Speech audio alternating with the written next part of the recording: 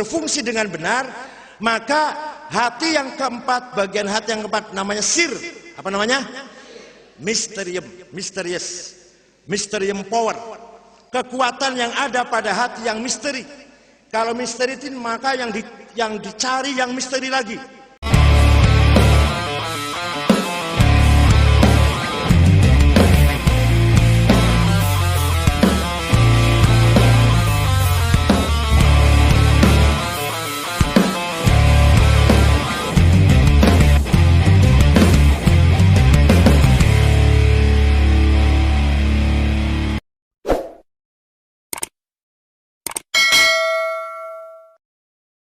Assalamualaikum warahmatullahi wabarakatuh.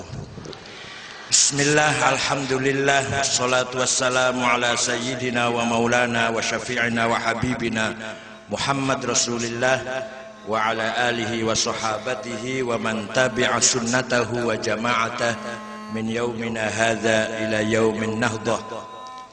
Ashab al-fadilah, hadaratil masyayikh wal habaib wal ulama wa ala rasihim akhil aziz al-karim ibn al-karim Kiai Al-Junaidi Al-Baghdadi atalallahu baqa'ah, Kiai Umar Saifuddin, Kiai Taufikur Rahman, Nyai Ilmi Mufidah, Kiai Hamid Husain dari Pejaten, dan beberapa ulama yang lain, para pejabat pemerintah, sadati wa sayyidati anisati ashabi wa zumala'i abna'i wa banati ayyuhal qudur. Sebenarnya saya sudah lama ingin bergabung ke majelis zikir di sini, yaitu pesantren Barakatul Qadiri. Tapi ingin menjadi salah satu murid yang terbelakang dari Kiai Junaidi Al-Baghdadi. Tapi baru kali ini Allah melapangkan jalan saya menuju kemari, baru malam ini. Kiai Al-Junaidi Al-Baghdadi orang luar biasa. Umurnya masih 40 tahun, tapi makomnya sudah belum nyampe 40. 35. Tapi makomnya sudah makom tajrid. Makom yang tidak mementingkan al-asbab wal musabbabat. Sudah tidak menggunakan hukum kausal. Sudah tidak menggunakan sebab dan akibat. Pokoknya semua istirsalun nafs ala ma yuridullah. Melepaskan dirinya sesuai dengan kehendak Allah.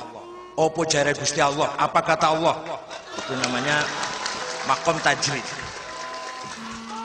Mudah-mudahan Kiai Al-Junaidi Al-Baghdadi ini mewarisi dan meneruskan sesuai dengan namanya, yaitu Sayyidit Thaifatus Sufiyah Imam Abul Qasim Muhammad Al-Junaidi Al-Baghdadi An-Nahawandi. Imam Junaidi lahir di kota Nahawan, besar di Baghdad, wafat tahun 297 Hijriah. Beliau adalah tokoh sentral sufi, guru para sufi. Beliau sendiri gurunya namanya Asri As-Sakoti. Pamannya dan gurunya adalah Asri As-Sakoti. Asri As-Sakoti punya guru namanya Imam Abu Mahfuz Ma'ruf Al-Karhi yang wafat tahun 200 Hijriah. Abu Mahfuz Al-Karhi punya guru namanya Imam Ali Ar-Ridho Ibn Musa Al-Kazim Ibn Ja'far Sadiq bin Muhammad Baqir bin Ali Zain Abidin bin Husain bin Ali bin Abi Thalib. Jadi sanadnya Sufi Tarekat Junaidiyah lah ya, yang dibangun oleh Syekh Abul Qasim Muhammad Al-Junaidi, nyambung sampai ke Rasulullah Sallallahu Alaihi Wasallam. Imam Abul Qasim Al-Junaidi Al-Baghdadi, Sayyidut Thaifatus Sufiyah, yang wafat tahun 297 Hijriah, telah memberikan definisi. Memberikan apa definisi itu? Apa definisi itu? Ya definisi lah. Tasawuf itu apa? Tasawuf itu adalah antaku nama Allah bila alaqah. Kamu hendaknya dengan Allah tanpa ada perhitungan. Bukan sholat kita ingin dapat surga. Kita sholat tidak karena ingin surga. Kita menjauhi maksiat mungkarat tidak karena takut neraka. Kita pakai jilbab datang ke sini, di mana-mana pakai jilbab ibu-ibu bukan karena takut undang-undang pornografi, tapi lillahi ta'ala. Kita menutupi aurat karena Allah. Kita sholat, puasa, zakat, sholat malam, baca Quran bukan karena ada undang-undang pemerintah yang ngatur itu, tapi karena lillahi ta'ala. Kalau masih karena takut undang-undang, namanya masih jauh dari nilai, jauh dari jihad, jauh dari semangat perjuangan. Maka ibadah itu lillahi ta'ala, bukan karena biar dipuji mertua, bukan karena ingin dipilih jadi apa? Oh bupati, sebentar lagi pilih pres kok bupati, sebentar lagi pilih pres kok bupati. Nah, keikhlasan itu tadi lahirnya dari hati. Lahirnya dari mana? Bukan dari mulut, bukan dari fisik, bukan dari indera, tapi ikhlas adanya di hati. Maka Allah berfirman dalam surat Al-Hadid ayat 16, Alam ya'ni lilladzina amanu an takhsha'a qulubuhum li dzikrillahi wa ma nazala minal haqq wa la yakunu kalladzina utul kitaba min qabl fatala 'alaihimul amadu faqasat qulubuhum wa katsirum minhum fasiqun. Ayat ini yang diajak ngomong oleh ayat ini, mukhatabnya yang diajak ngomong orang mukmin, bukan orang yang belum mukmin. Ya bapak-bapak, ibu-ibu ini, kita-kita ini yang sudah mukmin, ditegur oleh ayat ini atau ditanyakan oleh ayat ini. Bagaimana Allah bertanya? Kira-kira begini kalau diartikan agak luas. Saya sudah tahu kamu sholat, saya sudah tahu kamu rajin zikir di Bekasi, di apa? Mana ini? Di Barokatul Qadiri. Saya sudah tahu kamu pergi haji tiap tahun, malah jadi koordinatornya malah. Saya sudah tahu kamu rajin beribadah. Yang saya tanyakan kata Allah, kapan kamu mempunyai hati yang khusyuk? Nah, hati yang ditanyakan nih, bukan berapa kali, berapa ribu, berapa kali khatam Quran, tapi hatinya kapan menjadi hati yang khusyuk. Khusyuk li zikrillah. Jadi zikir itu yang paling, di samping zikir lahir, di samping zikir yang lisan, zikir yang paling penting adalah zikir qalbi, zikir khafi. Kalau zikir khafi kapan saja, di mana saja bisa kita amalkan. Sambil nyupir, sambil mencangkul, sambil melayani pembeli. Kalau seumpama kita punya warung, sambil kerja, hati kita selalu. Nah, tapi hati itu apa yang nggak tahu. Hati itu apa? Nah ini hati, panjang bicara hati ini. Hati itu yang paling dangkal, yang paling dekat, namanya basirah. Apa namanya? Basirah itu apa? The eye of heart, penglihatan mata hati. Nah, setiap kita mempunyai mata hati. Untuk apa mata hati itu? Untuk membedakan mana baik, mana buruk, mana benar, mana salah, mana hak, mana batil, mana khair, mana syar. Itu namanya basirah. Kita bisa tahu amanat itu baik, khianat itu jelek, sidik itu baik, kizib itu kurang ajar. Siapa yang tahu? Yang tahu apa itu? Basirah, yang ada dalam hati kita, penglihatan batin. Fa'alhamaha fujuraha wa taqwa. Semua orang pasti tahu mana fujur, kurang ajar, menyimpang, mana takwa. Kalau sudah tahu mana baik, mana buruk, maka akan estafet, akan melimpahkan pengetahuannya pada yang kedua, bagian hati yang kedua, namanya dhamir. Apa? Moral. Bahasa Indonesianya moral, dhamir itu. Nah, kalau sudah tahu ini baik, ini buruk, maka akan perintah pada moral. Moral dua hal saja yang dikerjakan oleh moral. Fungsinya, gunanya moral cuma dua kata. Malah salah satunya malah dari dua kata itu. If'al dan la taf'al. Do it dan don't do that. Kamu tahu benar itu baik, kerjakan. Kata moral gitu, kata moralnya gitu. Kamu tahu sholat itu baik, kerjakan. Kamu tahu sedekah itu baik, if'al, do it, kerjakan. Kamu tahu menipu, mencuri, bohong itu jelek, khianat, korupsi itu salah, don't do that, la taf'al, jangan kerjakan. Jadi yang ngomong kerjakan, jangan kerjakan itu apa namanya? Moral. Yang ngomong kerjakan yang baik, jangan kerjakan yang jelek, itu apa namanya? Moral. Kalau sudah moralnya ngomong gitu, kita turuti apa enggak? Nah, nanti ada bagian hati yang ketiga, namanya fuad. Apa namanya? Fuad. Fuad ini hakim yang akan menentukan, menghakimi kita baik atau benar atau salah, baik atau buruk. Itu fuad. Fuad pegang palu, akan menjatuhkan vonis. Lah, hakim fuad ini nggak bisa disuap, nggak bisa bohong, nggak bisa salah, bener terus fuad ini. Maka dzabal fuadu maro'a, kata Allah dalam surat An-Najm. Yang namanya fuad itu pada yang ada pada hati kita, nggak bisa bohong, nggak bisa keliru, nggak bisa salah. Kalau kita kata basiroh, sodakoh misalkan, jujur, sedekah, baik dengan tetangga, itu baik. Maka moral mengatakan lakukan. Maka ketika kita melakukan, fuad kita akan mengatakan kamu orang baik. Sebaliknya, kata basiroh, korupsi, manipulasi, markup anggaran, nyerobot tanah orang, itu salah, itu jelek. Maka moral mengatakan jangan lakukan, la taf'al, don't do that. Kita lakukan, maka fuad akan mengatakan kamu jahat. Sebelum polisi, sebelum pengadilan yang mengatakan kamu jahat, siapa dulu yang ngomong jahat? Fuad dulu yang ada pada diri kita. Lah fuad ini nggak bisa bohong. Yang bisa bohong mulut. Demi Allah saya nggak tahu menau. Dalam hatinya tahu. Sumpah saya nggak dapat. Demi Allah saya dapat sedikit, banyak. Demi Allah saya nggak terlibat. Saya malah provokatornya malah. Itu namanya fuad.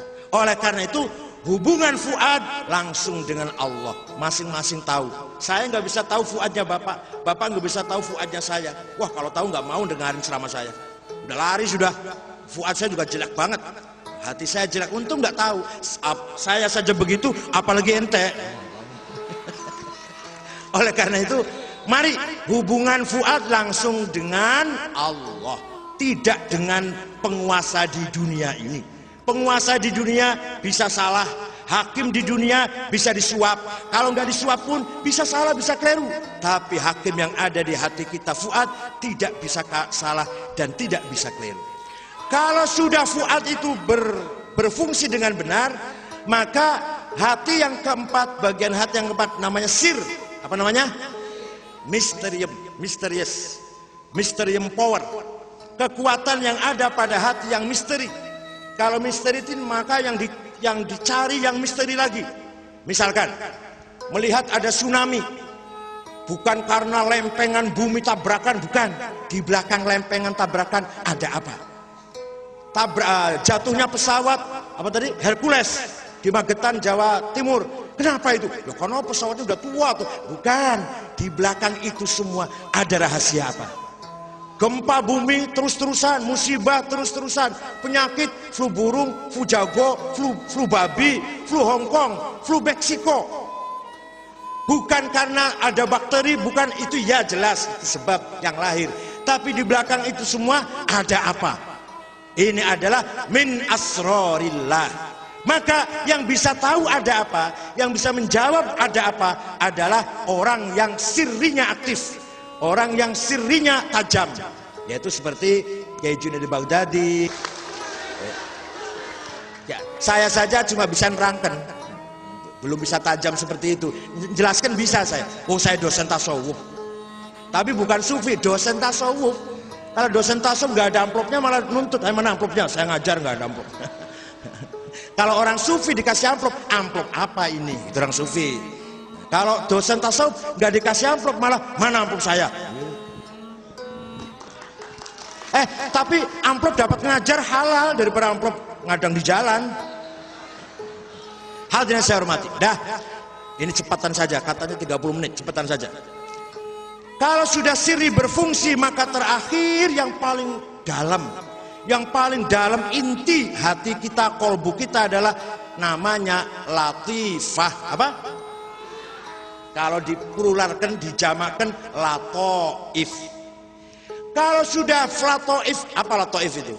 Dulu kiai dulu kalau menerjemahkan agak kesulitan, sesuatu yang lembut, alah sulit tuh. Sekarang terjemahnya malah gampang, software. Wah, software juga nggak ngerti, nggak punya internet. Perangkat lunak. Jadi software itu barangnya kecil, masukkan komputer, itu bisa mengakses seluruh berita di dunia ini. Mau buka berita di Mekah, mau berita buka di Mesir, mau ingin tahu apa yang terjadi di Amerika melalui perangkat yang kecil sekali. Namanya software. Sama. Hatinya orang sufi, hatinya seorang ulama yang softwarenya, latifahnya tajam, bisa mengakses apa yang ada di Lauhil Mahfuz, apa yang ada di Qalamim Mastur. Nah, zikirnya orang sufi, zikirnya bukan hanya zikir lisan, bukan hanya zikir basirah, bukan hanya zikir dhamir, bukan hanya zikir fuad, tapi puncaknya adalah zikir latifah. Kalau sudah zikir latifah, nyun sewu ini maaf, tapi jangan terus ditiru di rumah. Kadang-kadang kita melihat orang tidak sholat, padahal beliau sholat. Yang sholat latifahnya. Kiai As'ad Samsul Arifin, mana itu? Situbondo, Sukorejo, kelihatannya nggak sholat, tapi beliau sholat. Apanya sholat? Latifahnya. Jadi kalau ada orang waliullah nggak sholat, jangan terus tiru, nanti tiru nanti. Nah, kalau saya masih sholat saya. Oleh karena itu, mari kita belajar dalam di majlis zikir ini, zikir kita tingkatkan ya. Lisan lama-lama menjadi zikir khofi, zikir kolbi, kolbu pun, hati pun bertingkat-tingkat. Zikir basirah, zikir dhamir, zikir fuad, zikir sirri, terakhir zikir latifah. Yang dihauli malam ini adalah Sultanul Aulia Syekh Muhyiddin Abdul Qadir Ibn Saleh Ibn Dus Al-Jailani atau Al-Kailani yang wafat tahun 565 Hijriah. Beliau punya karangan kitab namanya Al-Ghunyah, Al-Fathur Rabbani, Futuhul Ghaib. Itu karangannya Syekh Abdul Qadir Al-Jailani. Beliau adalah Sultanul Aulia, sultannya atau pemimpinnya para aulia. Ada 4 sebenarnya pemimpin para aulia itu. Pertama, Syekh Muhyiddin Abdul Qadir Ibn Saleh Ibn Dus Al-Jailani. Kedua, Said Ahmad Hasan Rifa'i. Yang ketiga, Syekh Abil Hasan Asyadli. Yang keempat, Syekh Abil Hasan Ar-Rifa'i. 4 inilah yang terkenal dengan Al-Aqtabul Arba'ah, wali kutub yang 4 yang menjaga stabilitas dunia alam, yang dengan segala penjuru 4, barat, timur, utara, selatan, itu bisa stabil kalau masih dijaga oleh waliullah yang 4 itu. Salah satunya adalah Syekh Abdul Qadir Al-Jailani. Nah, Syekh Abdul Qadir Jailani itu kalau ngajarkan zikir, lihat orangnya. Kalau orangnya masih seperti saya, zikirnya keras. La ilaha illallah, la ilaha illallah. Tapi kalau lihat orang makomnya sudah tinggi, zikirnya suruh pelan-pelan. Zikirnya khofi. Maka ada seorang ulama dari Sambas, Kalimantan Barat, namanya Syekh Ahmad Khotib Sambas, mengarang kitab namanya Fathul Arifin. Syekh Ahmad Khotib Sambas itu muridnya Syekh Ahmad Zaini Dahlan di Mekah. Beliau nanti punya murid Syekh Muhammad Nawawi Banten. Nawawi Banten punya murid Khalil Bangkalan, Mahfud Termas. Khalil Mahfud Termas punya murid Hashim Ash'ari. Hashim Ash'ari punya anak Wahid Hashim. Wahid Hashim punya cucu Abdurrahman Wahid. Iya betul. Benar. Nah, Syekh Ahmad Khotib Sambas ini seorang waliullah dari Sambas, Kalimantan Barat, mukim di Mekah, ngarang kitab namanya Fathul Arifin. Apa isinya itu? Isinya aturan, metode, sistem bagaimana zikir mencapai ma'rifat. Zikir jahri, zikir khafi, zikir alani, zikir sirri. Ya kalau mau silakan belajar Fathul Arifin, silakan kalau mau belajar dulu, nanti baru diterangkan. Kitabnya namanya Fathul Arifin. Kitab ini dibaca di seluruh dunia, di Asia Tengah, di Afrika dibaca itu. Ma'ruf, terkenal kitab ini di seluruh dunia. Tariqatul Turuqus Sufiyah. Bapak Ibu sekalian, ada orang tidak percaya, ya nggak apa-apa, masa dipaksa. Ada orang nggak percaya bahwa jangankan para wali, syafaatnya Rasulullah itu nggak percaya. Saya jawab, alhamdulillah. Biar saya saja yang percaya, spesial. Biar yang percaya kita saja ya. Orang lain jangan ikut campur ya. Ada orang ngomong gini, saya waktu haji 8 hari di Madinah, orang-orang tiap waktu berebut ke Raudhah, ke ziarah Rasulullah. Kalau saya sekali saja, sudah cukup sekali. Salam pada Rasulullah, sudah cukup sekali. Saya jawab, Rasulullah juga nggak mau kalau kamu tiap waktu ke sana. Rasulullah juga males ketemu sama kamu tiap waktu, biar bukan kamunya yang nggak mau, Rasulnya yang nggak mau kamu setiap waktu ke sana. Ada lagi orang ngomong, mudah-mudahan di Bekasi nggak ada. Bapak saya mati, misalkan. Ustadz, ayah saya meninggal. Ya yuk tahlilan nanti malam. Kita doain Allahumma firlahu warhamhu wa'afi wa'fu anhu waj'al jannatu. Enggak percaya. Orang udah mati didoain enggak akan sampai, enggak ada gunanya. Enggak percaya. Baca Yasin, tahlil itu sampai pada orang mati. Enggak percaya. Ya sudah, kalau enggak percaya, bapak kamu yang mati kemarin saya doakan mudah-mudahan sekarang sedang digebuki malaikat. Sedang diincek-incek malaikat, nanti masuk neraka gosong. Ayo. Kalau bahasa Arab, Allahumma adzibhu wal'anhu wadribhu. Kalau mau bahasa Arab, kalau bahasa Indonesia gitu aja. Mudah-mudahan bapak kamu sekarang lagi incek-incek malaikat, remuk, hancur, besok masuk neraka gosong. Marah tidak kira-kira? Kalau marah, katanya nggak sampai doa itu. Katanya doa nggak sampai, lah kok marah? Wong saya lagi ngomong sendiri kok. Katanya tadi Allahumma firlahu warhamu, tidak.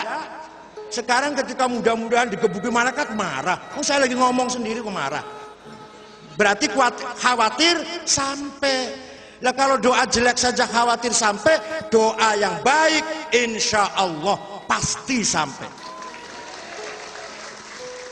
Kalau nggak percaya, nah ini ada seorang di Mesir, di Alexandria, di Iskandaria, namanya Syekh Muhammad Syaraf Abu Sa'id Al-Busiri. Sudah 1 bulan stroke, lumpuh, nggak bisa jalan. Pada suatu ketika suatu malam mimpi jumpa dengan Rasulullah SAW. Ibu berapa kali mimpi jumpa Rasulullah? Enggak, terus terang saja, jangan malu-malu. Berapa kali? Belum. Jumpa gendruwo. Nah, Syekh Sa'id Al-Busiri ini kemudian ngomong begini, ya Rasulullah, saya punya keinginan akan menggubah syair, ngarang, bikin qasidah yang isinya memuji-muji engkau, menyanjung-nyanjung engkau. Mohon izin, diizinkan apa enggak? Ya silahkan.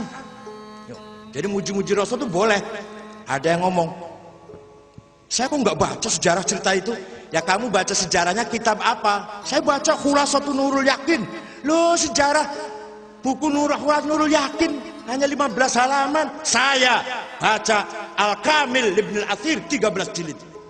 Saya baca Tarikhul Umam wal Muluk kalangan Ibnu Jarir Abu Ja'far At-Tabari 10 jilid. Saya baca karangan orang sekarang nggak apa-apa lah. Karangan Dr. Ahmad Syalabi 9 jilid. Ahmad Amin 8 jilid. Kamu cuma baca Khulasatul Nurul Yakin 15 halaman. Ya nggak ada cerita kayak gini. Paling-paling cerita perang Badar, perang Uhud, perang. Nah, ketika dia mengatakan, ketika Rasulullah menjawab, silakan, saya senang kamu bikin qasidah. Beliau bikin dalam keadaan stroke itu. Sebulan kemudian mimpi jumpa lagi. Rasulullah, sudah selesai karangan saya 154 bait. Coba dibaca, saya ingin dengar. Dibaca, Rasulullah fatabassama sallallahu alaihi wasallam wa radhiya anhu. Rasulullah tersenyum dan senang mendengarkan pujian itu. Kemudian diusap, besoknya sembuh. Percaya silahkan, enggak apa-apa. Kalau nggak percaya biar saya aja yang percaya. Maka tidak ada lagi yang bisa menolong kita adalah Rasulullah Sallallahu Alaihi Wasallam. Maka kita percaya bahwa Rasulullah bisa memberi syafaat kepada kita semua. Walau annahum idzalamu anfusahum ja'uka fastaghfirullaha wastaghfara lahumur rasul lawajadullaha tawwabar rahima. Orang-orang yang banyak dosanya seperti saya, orang yang banyak dosanya seperti saya, datang kepadamu Muhammad, kata Al-Quran, kemudian dia itu istighfar di sampingmu atau di hadapanmu, dan Rasulullah ikut juga memintakan istighfar untuk orang itu, lawajadullaha tawwabar rahima. Ini lamnya namanya lam taukid, lam pasti. Pasti orang itu diampuni oleh Allah. Jadi kalau kita ziarah ke Madinah, kemudian istighfar di depan Rasulullah, Rasulullah setuju mendukung istighfar kita, Allah menjamin pasti diampuni dosanya, bersih lagi seperti bayi baru lahir tanpa dosa apa-apa. Oleh karena itu saya senang sekali dan saya terharu sekali malam ini berkumpul 10.000 lebih barangkali, atau lebih ya, 20.000 lebih, di bawah tahta irsyad wa isyraf Hadratis Syekh Kiai Haji Al-Junaid Al-Baghdadi dalam rangka ta'abbudan, apa? Zikir kita beribadah kepada Allah. Yang kedua taqarruban, apa? Mendekatkan diri pada Allah. Yang terakhir zikir kita tahakkukon, apa? Mencari hakikat. Wah, itu belum kelasnya belum. Supaya tahu saja, zikir itu ada 3 tingkatan. Pertama ta'abbudan, kedua taqarruban, ketiga tahakkukon. Lain kali bisa saya sambung, zikir ada 3 macam, zikrul asma, zikrul sifat, zikrul zat. Lain kali saya kesini lagi insyaallah. Syukran wa dumtum wallahu fi aqwamit thoriq. Wassalamualaikum warahmatullahi wabarakatuh.